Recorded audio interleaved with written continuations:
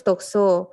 Nah, dari trimester pertama sampai trimester kedua tuh baik-baik aja kondisi kehamilannya. Setelah trimester ketiga, ibu tuh mulai tensinya tinggi, tekanan darahnya tinggi. Apakah itu bisa karena akibat virus tokso itu, Kak, Bu? Soalnya dua kali dia dengan kehamilan, dengan kondisi masih virus tokso, dia pasti tekanannya naik saat ingin melahirkan, saat proses melahirkan.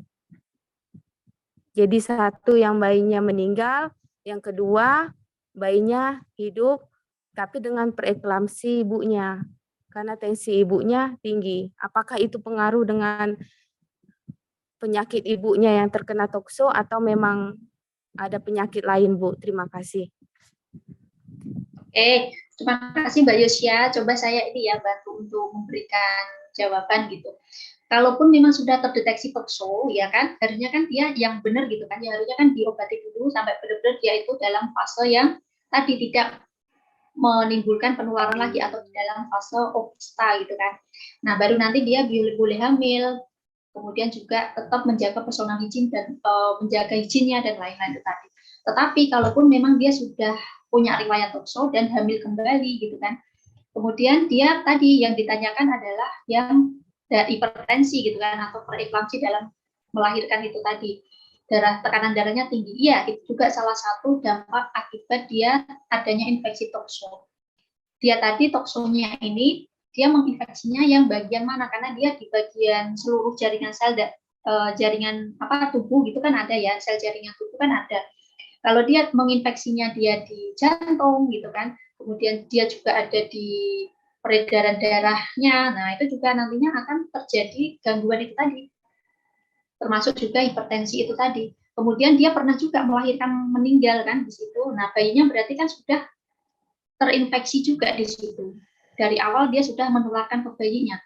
Dan kerusakan lebih parah itu pada saat dia hamil muda, karena di situ TM1 yaitu dari pembentukan organ-organ bayinya, dia sudah terinfeksi tokso dari ibunya, dia pembentukannya itu nggak normal. Makanya dia bisa terjadi kecacatan, bisa abortus, bisa lahir tidak meninggal gitu ya, tidak hidup. Itu juga salah satunya. Kalau dia terinfeksinya di TM3 gitu kan, udah mau lahir, kemungkinan kerusakan organnya si bayi itu lebih minimal, jadi dia bisa lahir hidup. Tapi dengan status positif punya antibodi tadi, si tokso itu tadi melekat di dalam tubuhnya. Gitu. Karena dia semakin bertambahnya usia kehamilan ya, dia akan semakin dirusak oleh si infeksi tokso itu tadi. Makanya kalau dia tertularnya di awal, itu pastinya jarang yang lahir hidup gitu kan. Kemungkinan lahir hidupnya memang rendah karena dia akan dirusak terus oleh si tokso. Kalau dia tertularnya dalam TM3, itu kemungkinan hidup lahir dengan antibodi positif tokso. Jadi dia akan kronis gitu ya, akan terjangkit itu terus. Gitu ya Mbak Yosi. Itu bisa memang dia akan menjadi pemicu terjadinya preeklamsi atau hipertensi itu tadi. Adapun mungkin ada faktor lainnya karena pemeriksaan kan harus menyeluruh ya, tidak hanya di toksonya. Mungkin dia punya riwayat tadi hipertensi sebelum hamil gitu kan. Kemudian juga ada riwayat-riwayat yang lain, nah kan, yang bisa memicu untuk kejadian preeklamsi itu tadi. Itu juga bisa karena kalau ibu hamil itu kan resti ya, semua ibu hamil. Jadi walaupun ibu hamil itu di awal trimester dia sehat, trimester kedua dia sehat, tiba-tiba TM3 ataupun pada saat persalinan dia mengalami komplikasi, kita kan nggak tahu. Maka semua ibu hamil ya bersalin melahirkan itu termasuk resiko tinggi. Jadi sekarang kan tidak memilah-milah ya, yang dia dari awal punya riwayat sakit, dia itu hanya dia yang benar-benar resti. Jadi yang dari awal dia sehat, dia nggak resti kan, nggak seperti itu. Semua ibu hamil itu dikategorikan resti, jadi butuh asuhan yang tepat gitu dan juga tidak membeda-bedakan pastinya. Itu ya Mbak Yosi, mungkin itu yang bisa saya sampaikan karena memang perlu pemeriksaan lanjut. Kalau itu kita nggak tahu hanya sekedar satu tokso tadi dia terinfeksi tokso, kemudian kita mengesampingkan yang lain-lain kesehatan dia, riwayat kesehatan yang lain, itu juga nggak boleh. Itu kan tetap harus dilihat anamnesa betul gitu. Gimana? Kalau dari cek urinnya dia protein urin 1 itu bisa Kak Bu, termasuk itu. Sebentar, dia positif protein urinnya? Iya positif protein urinnya. Oke, berarti kan kalau memang Sama dia protein urin positif, berarti dia kan memang udah tanda gejala ya, preeklamsi ya, gitu. tapi Jadinya, tensinya selama kehamilan itu Bu, tensinya selama kehamilan itu baik aja dari trimester 1 sama trimester 2. Yang mau naik ke trimester 3 ada pas saat proses persalinan tensinya tiba-tiba tinggi. Itu yang makanya yang saya tanyakan ya, apakah akibat dari oke, akibat dari tadi yang infeksi itu tadi ya, atau mungkin yang lainnya, gitu kan? Ya, itu tadi berarti memang kalau memang dia yang lain-lainnya oke, nggak ada masalah gitu kan, sesuai dengan hasil pemeriksaan ataupun anamnesa juga nggak ada keluhan, riwayat penyakit, genetik atau lain-lain juga nggak ada, bisa memang penyebabnya hanya tunggal, yaitu di infeksi toxonya. Tetapi kalau memang ada hasil anamnesa kok dia punya riwayat kesehatan yang lain, itu juga bisa menjadi faktor yang lain kan, yang akan menyebabkan terjadinya hipertensi itu dan akhirnya dia terjadi preeklamsi. Gitu ya, Mbak? Oh ya. Ya Bu, makasih Bu. Oke, sama-sama. Ada lagi teman-teman? Atau ini kita cukupkan mungkin kalau memang sudah selesai? Bu, maaf Bu, saya kan punya kasus Bu, ada pasien yang pernah ini abortus berulang. Itu kan divonis itu tokso ya. Terus kalau aku mau bertanya, kalau untuk pemulihannya itu Bu, ada jenjang waktunya nggak berapa lama gitu? Oke, berarti dia kasusnya sudah keguguran abortus 3 kali, Ya. betul kan? Ya. Sudah melakukan pemeriksaan lab, dia benar-benar tokso, ada infeksi tokso, ya. Terus melakukan pengobatan apa tidak? Ini belum Bu, cuma baru prediksi. Ini udah dikatain sama dokter itu tokso. Cuma kan udah dilakuin tes itu dia emang ada tokso. Cuma orangnya nggak mau ini Bu kayak periksa untuk berobat rutin kayak gitu tuh. Nah, ini kan saya mau tanyain nih, kalau seandainya kalau kita ngeladain penyuluhan sama ibunya ini, untuk dia biar bisa pemulihan itu kalau dia ini tokso, itu tuh berapa lama Bu untuk pemulihannya kayak gitu? Oke, gini, kalaupun nggak diobati itu akan selamanya dia ya tetap seperti itu gitu. Dia tidak akan bisa untuk hamil normal karena dia tanpa terapi. Jadi dia akan terinfeksi dan akan merusak terus. Tidak ada penghalang istilahnya gitu, terapi itu kan penghalang ya supaya dia nggak merusak semua organ termasuk endometriumnya dia. Kalau dia sudah misal dia si tokso itu tadi dia bersembunyinya di rahim gitu kan, dia akan merusak rahim itu termasuk lapisan endometrium, termasuk nanti juga semakin tambah hari semakin tambah bulan gitu kan, dia akan menjadi ini loh merusak dinding endometriumnya, dia menjadi parut kayak gitu kan, jaringan parut. Nah, itu yang akan menyebabkan semakin parah, tidak bisa hamil normal gitu. Dia akan terjadi abortus lagi karena nggak bisa implantasi, nggak bisa terjadi pembuahan kalau semakin mengecil salurannya. Itu Iya, Mbak, jadinya kalau nggak diobati ya tetap seperti itu terus, nanti malah tambah parah semakin hari semakin bulan. Karena sudah terdeteksi juga kan. Kalau ini Bu, kalau tugas kita nih biar dia itu mau kayak berobat rutin itu kayak gimana sih Bu biar dia mau kayak gitu? Oke, kendalanya apa? Di biaya atau gimana? Kendalanya itu orangnya kadang susah Bu. Kalau di sini kan orangnya masih percaya kayak dukun-dukun kayak gitu. Oke, ya kalau memang memberi pemahaman dan sampai merubah perilaku itu memang kan harus bertahap ya. Bikin dulu si keluarganya, nggak hanya dia berarti, keluarganya semua yang dikasih informasi, bikin tahu dulu apa sih itu si tokso itu seperti apa sih dampaknya, cara penularannya gitu kan, pencegahannya juga. Tetapi karena ibunya sudah bukan tertular, dia sudah terinfeksi, dia sebagai penderita, berarti kan tahapnya adalah di pengobatan gitu. Kalaupun dia udah paham di situ, paham, oh kalau nggak diobati berarti selamanya pun akan tetap merusak organ, terutama nanti kalau dia ada di rahim gitu kan. Buat dia paham, buat dia sadar dulu, habis itu nanti pelan-pelan didekati kan, dekati suruh pengobatan gitu. Kalau dia nggak tahu efeknya, nggak tahu dampaknya, pastinya tetap nggak mau, nggak kekeh gitu loh. Mikirnya dia akan sembuh, padahal di situ semakin hari kalau nggak diobati dia akan berkembang biak, semakin merusak organ gitu Mbak.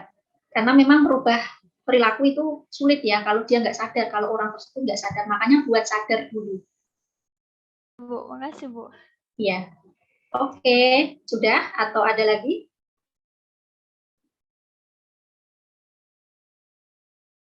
Cukup, bisa dicukupkan teman-teman dan ibu-ibu semua. Bu.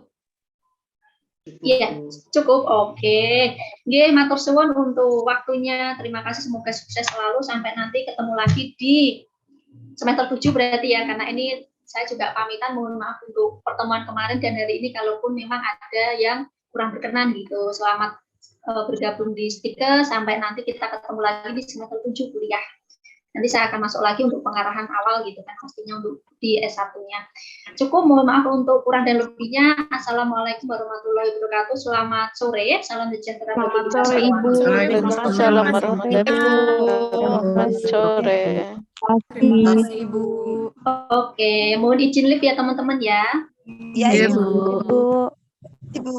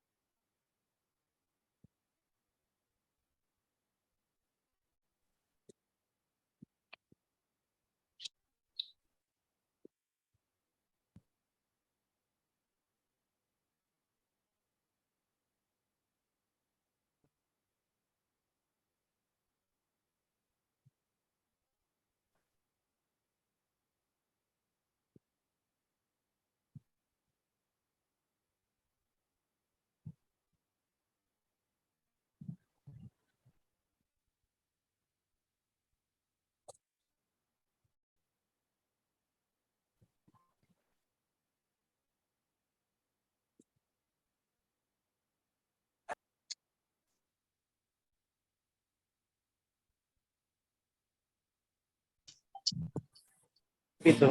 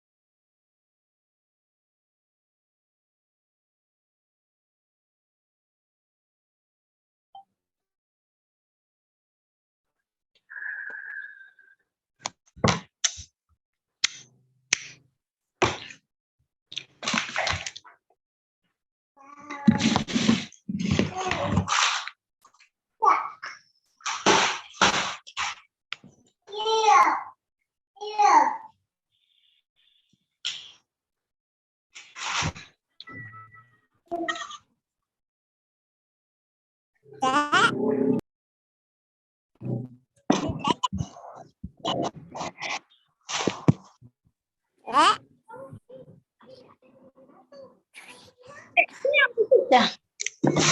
Uang deh, ondek.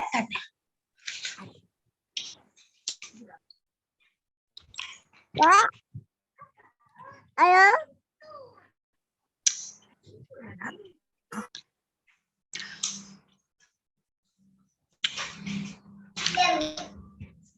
Iya, udah.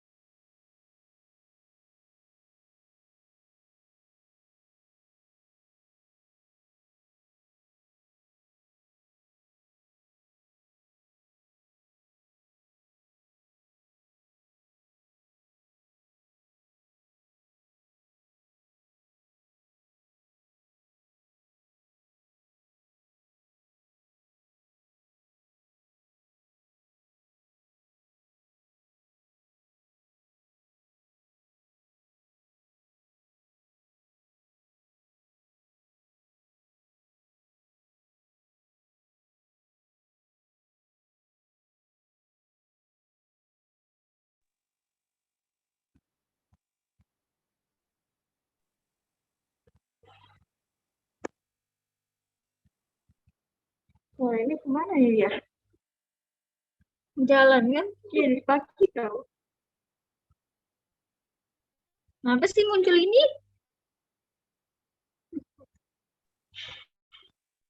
Jalan, jangan lupa pulang.